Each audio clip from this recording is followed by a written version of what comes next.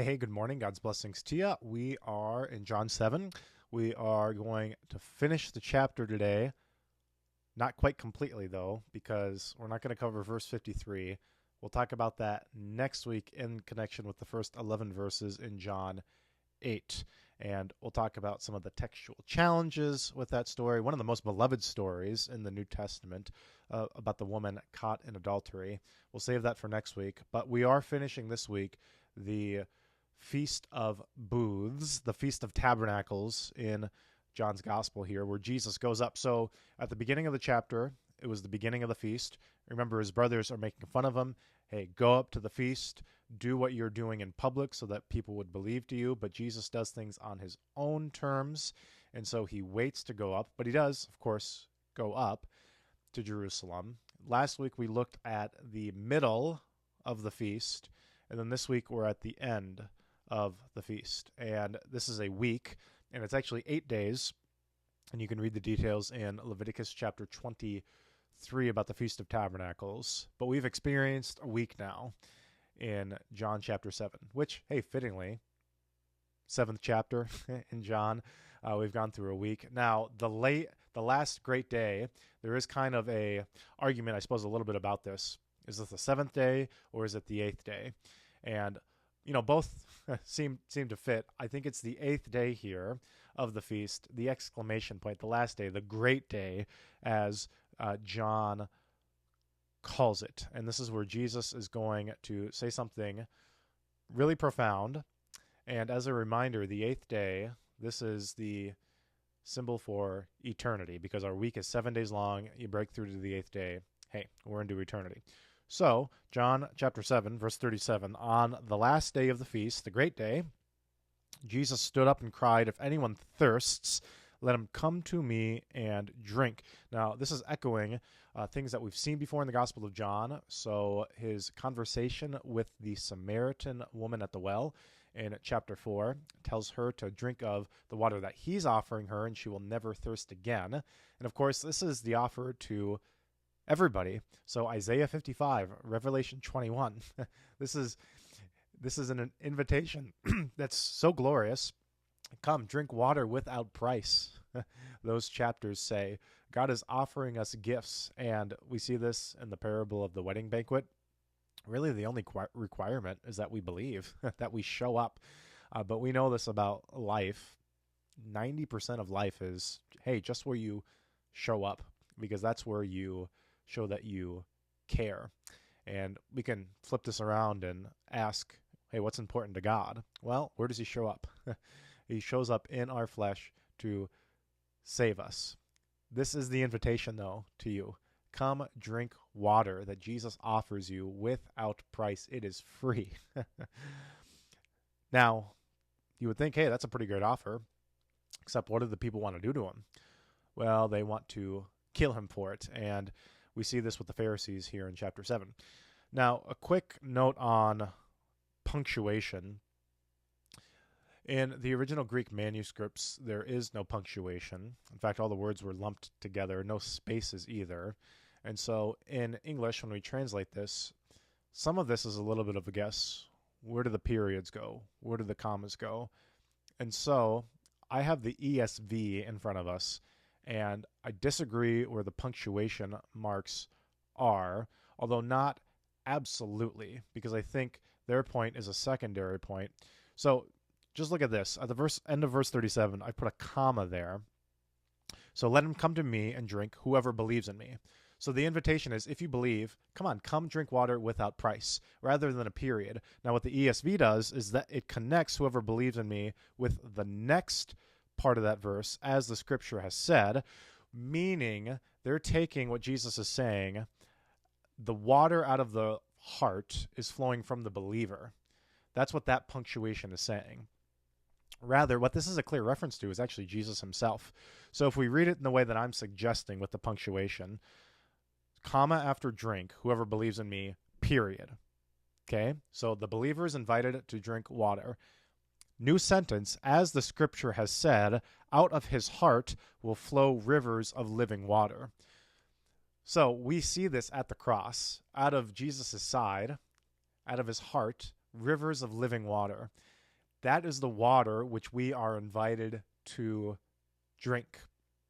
Now, the ESV I don't think is completely wrong on this, because there is what we call a mystical union. We have a union with Christ. So we saw this back in John chapter 3, which is so many connections here with John 3. That's where Jesus is talking to Nicodemus. Hey, guess who shows up later in this chapter, in chapter 7? Nicodemus does. Talks about the water and the Spirit. That's what Jesus tells us we have to be born of. And John is going to tell us, verse 39, now this he said about the Spirit. He's talking about water. So lots of connections here. In John 3, Jesus tells us the wind, and the word is pneuma, the Spirit goes where he wishes. You can hear it, but you can't control it. So it is with everybody who believes in me. So that's true. It's talking about the Spirit, but it also applies to the believer in John chapter 3. So this is this great union that we have with Christ, where actually we share a lot of things with him. So out of Jesus' heart flow rivers of living water.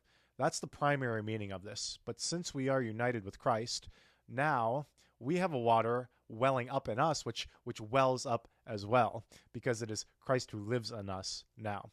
I hope that wasn't a whole bunch of babbling that I did, but just pay attention to the punctuation marks, and if that doesn't help you out at all, just ignore it. It's okay. It's kind of a secondary point. Now, there is an interesting question here. Jesus says, as the scripture has said, out of his heart will flow rivers of living water.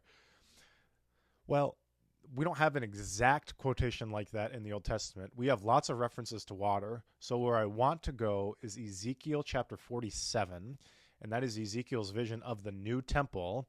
And what you see is water.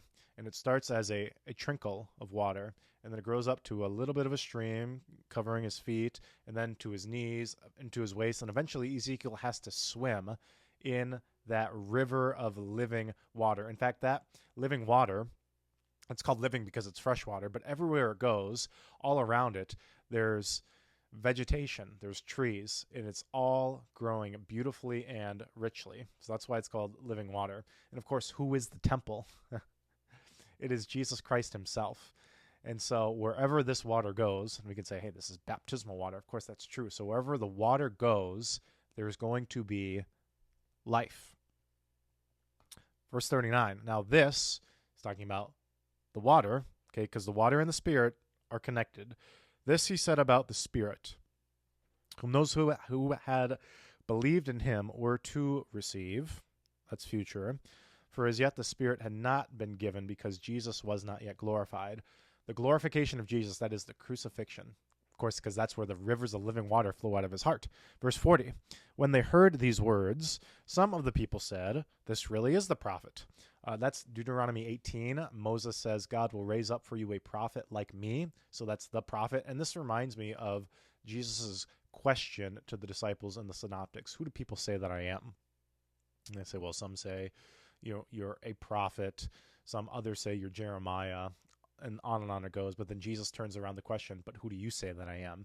And then we get Peter's great confession. Well, you are the Christ, the Son of the living God, as it says in Matthew.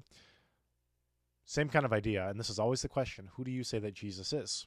So some say the prophet. Well, okay, that's true. He is the prophet like Moses, but we got to go further. Verse 41, others said, this is the Christ. Well, that's true too. He is the anointed one.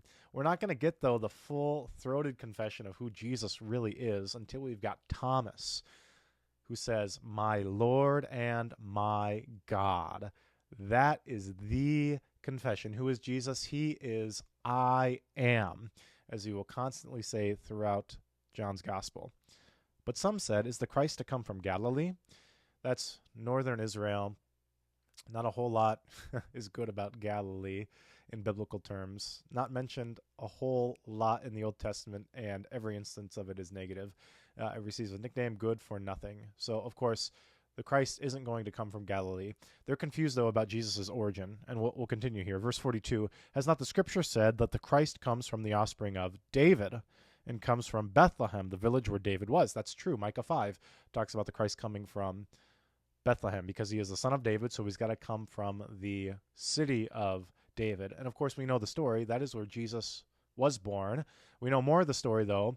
Joseph's got to take them to Egypt. So he's born in Bethlehem, takes him to Egypt, and then they come back, and then they settle in Nazareth. They settle in Galilee. That's the whole story. And this really reveals a whole lot about us humans. We are so quick to accuse. We don't do the investigative work, try to figure it out. We heard he's from Nazareth, so we ask, well, can anything good come out of Nazareth? Without realizing, well, actually, he was born in Bethlehem. There's more to the story. Verse 43, so there was a division among the people over him. Some of them wanted to arrest him, but no one laid hands on him. And we saw this last week. They sought to arrest him, but they could not because it was not yet his hour yet. He is going to be handed over. He is going to be betrayed and arrested, but it's not time yet. So they physically actually can't do it. He will slip through their midst as he does. Verse 45, the officers then came to the chief priests and Pharisees, who said to them, why did you not bring him? Because remember, the Pharisees sent these guys to arrest him, along with the chief priests. So these are the Sadducees. So these are natural enemies uniting together because they both hate Christ. They want to arrest him, but they're cowards. They can't do it. And then these guys, well, they can't do it either. And what did they say? They said, verse 46, the officers answered, no one ever spoke like this man. I mean, that's so great. And we hear this throughout the synoptics. The scribes were miffed because he spoke as one who had authority. Now, that word authority, Greek word is exousia, and ousia, you might know a little bit even if you don't know Greek, because this is going back all the way to the Nicene Council, which, by the way, happened 1,700 years ago, 325, and the controversy was, who is Christ? Is he homoousios with the Father? So homo, same, ousia, substance. So is he of the same substance, or is he of a similar substance? So that word ousia means substance. So exousia, so out of his own substance. So Christ has his own authority because of who he is in himself. He is one with the Father, as we'll hear him say in John chapter 10. So it's true. No one speaks like this man because he is the Word. Verse 47, the Pharisees answered them, have you also been deceived? And you see how wicked they are. They're not even willing to give him a chance. Their ears have been shut. Verse 48, have any of the authorities or the Pharisees believed in him? This really reveals they have an existential crisis because of some of their own ranks are starting to believe. Man, that's really bad for the Pharisees. And we're going to see this with Nicodemus here. Verse 49, but this crowd that does not know the law is accursed. Notice that. They're appealing to the law. And what is Nicodemus going to appeal to now? Verse 50, Nicodemus. Hey, here he is, John chapter 3. So he showed up back then, and he's totally confused at what's going on. He shows up here in the middle of the gospel, and he's going to show up again at the burial of Jesus. And I love Nicodemus's progression. He goes from confused to going to being the voice of reason. Not a whole believer yet, but he's at least a reasonable person. And then he does become a believer at the crucifixion and burial of Christ. And that's where it happens. It happens at the cross. That's where it all comes together. That's where the water flows out of his heart. And Nicodemus finally understands, oh yes, the Son of Man has been lifted up, as he spoke to me about in John chapter 3. And now I finally get it once that water flows out of his side. So Nicodemus, who had gone to him before, and who was one of them, Nicodemus, he's a Pharisee, very important guy, said to them, does our law, so notice that, so the Pharisees said, the crowd, they don't know the law. Nicodemus is going to say, that's bogus, that's nonsense. You guys are making him guilty before you're even trying him. So does our law judge a man without first giving him a hearing and learning what he does? I mean, this is Deuteronomical law. You got to look into it. You need 2 or 3 witnesses to convict a person. So let's start stacking up the evidence. Let's be reasonable here. Verse 52, they replied, are you from Galilee too? And notice this is a total ad hominem attack. They don't like what he's saying, so they're just insulting him. And they're saying, Galilee's a dumb place. You're also from Galilee because you're dumb. Search and see that no prophet arises from Galilee. So notice this. They disparage Christ, and so then they become insulting of anybody who would believe in him. And they are the most unreasonable people, actually not willing to give it a fair shake. And this is all we ask. Just look into it. Consider it for yourselves. Who is Jesus? And they are so blinded by the fact that he lived in Galilee, and it really doesn't have anything to do with it, because whatever detail it was, they would pick on that and say, see, he's not the Christ. He dies on a cross. He comes back from the dead. They still don't believe. So who's the reasonable people here? We've got to dig into it ourselves and give this whole thing a fair shake. And we'll find, hey, Christ fulfills the law. So that was John 7. Next week, we'll talk about the woman caught in adultery and what that story is doing here in John chapter 8. But that'll be next week. Until then, hope to see you soon. Thanks.